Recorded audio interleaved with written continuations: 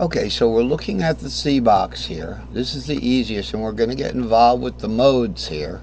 The modal C cage bound C shape. The first is going to be a C major C shape C. So C is always going to be like starting in second inversion. So it's from the fifth to the root to the third, 5 root 3. It's like 2 second inversions in a row. If you only have one note on each string, it's the triad is going to repeat itself. So for C it'd be, you know you're done. If you end up with 2 notes on a scale, which we're going to get on a string, which we're going to get when we get into the modes, then you're going to add, that adds an extra inversion, and you'll end up, say if you have one 2-note string and you started in second inversion, you would have a root triad to add to that. When you arpeggiate them, it doesn't matter. You're not making chords, you're arpeggiating. So it sounds good. So it still sounds good even though it's an on-string interval. So let's look at the second member. So we've got C. Now we're going to go to D minor. Okay, and yes, this is going to be different in the G box because we go pentatonically up 1, so it's going to be an A minor shaped D minor. We'll get to that. Let's just get around. This circle is the easiest one. So it's a D minor shaped D minor. As you know, D is 2, 4, 6 in 1, 2, 3, 4, 5, 6, 7 Ionian. Now we got 2, 4, 6 is the Dorian, right? We look at our regular D minor that we always play. Hey, play me a D minor. It's like, wow, that guy knows where them chords are, man. He's cool. I want to jam with that guy.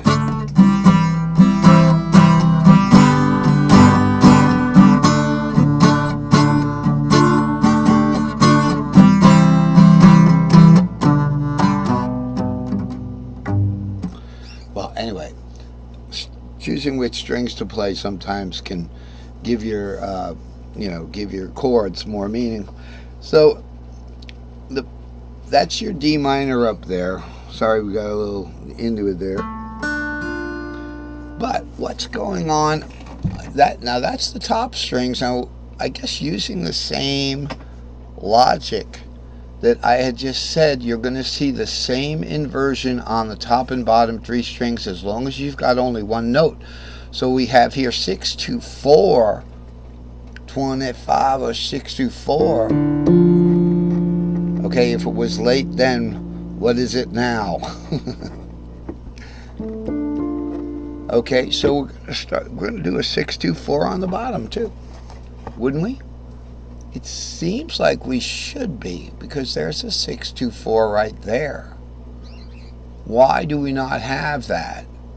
We have a 4, 6, 2, 4, because we got a double string right there. There's a double note string right there.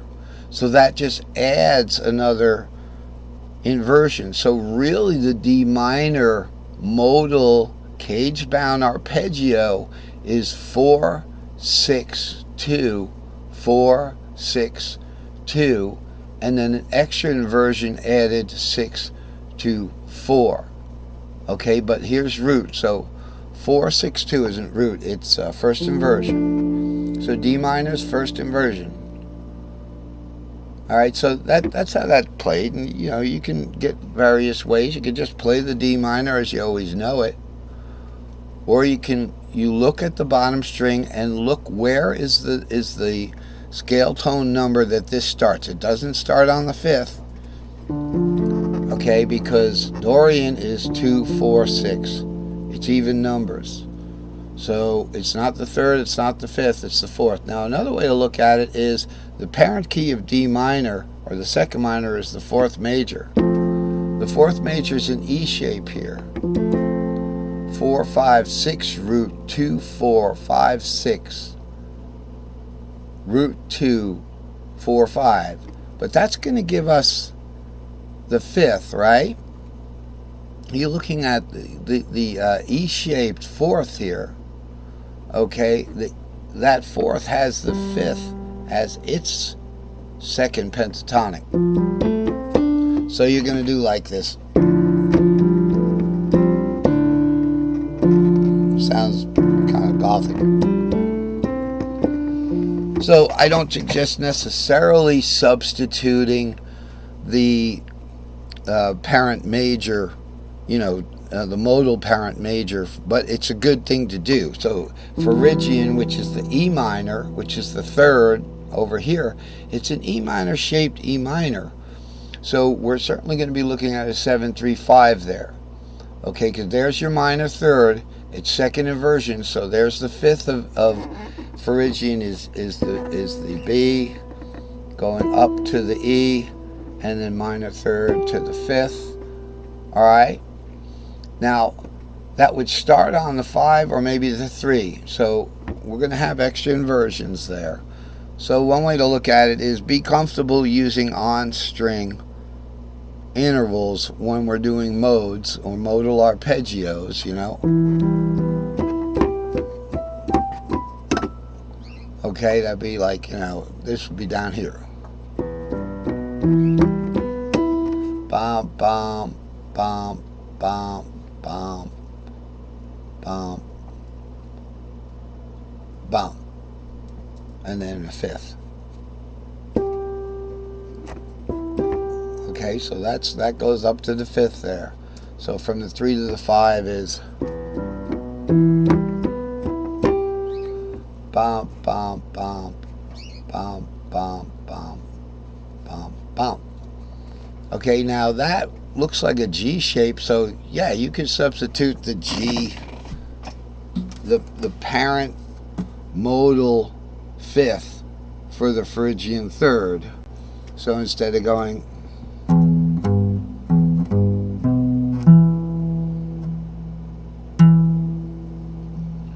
now, the 5-6 is a problem there because, okay, we are going to hit the 5, sorry.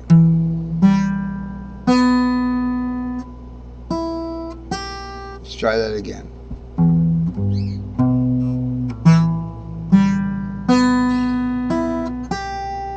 You can do the Mixolydian parent major for that.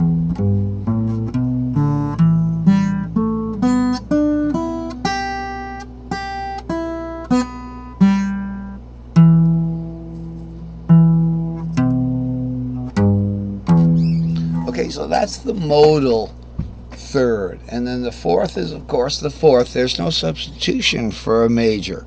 It's already a major there. So you could do a pentatonic there. 4, 5, 6, root 2. 4, 5, 6, root 2. That is your pentatonic there. So you're just doing an E-shaped pentatonic.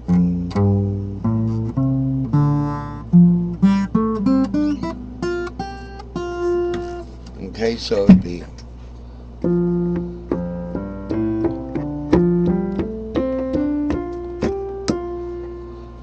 okay, and we're moving along to the G. It's just the same thing. There's no substitution for the major, so we'll skip that for now. We just do a pentatonic 3, 5, 6, 7, 2, 3, 5, 6. Right here you got your S2L, but we're not looking at it that way anymore. We're looking at a G shape. Okay, the G shape is going to start on 6, 7 root.